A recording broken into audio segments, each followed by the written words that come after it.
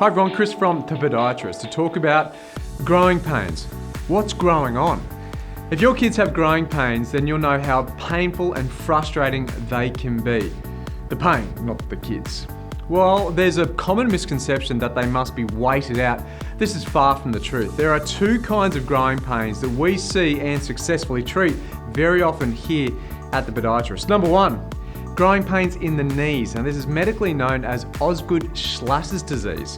Now it occurs as pain just below the kneecap at the top of the shin bone or tibia and is caused by irritation of the growth plate at the top of the tibia. Now growth plates are present on all growing bones until we stop growing, where they turn then to solid bone. Until then they are vulnerable to stress, tension and damage.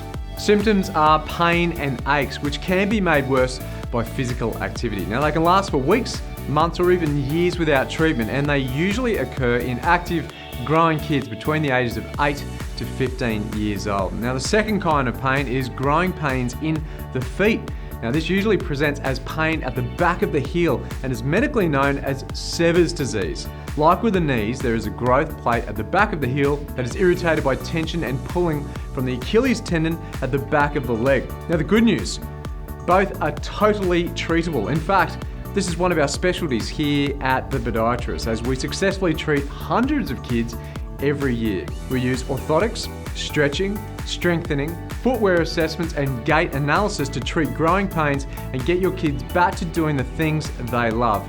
Because by reducing the tension and irritation to the growth plates, the pain is alleviated.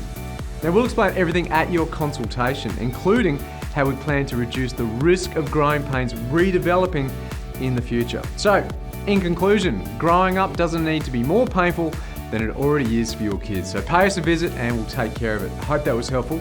We'll see you next time.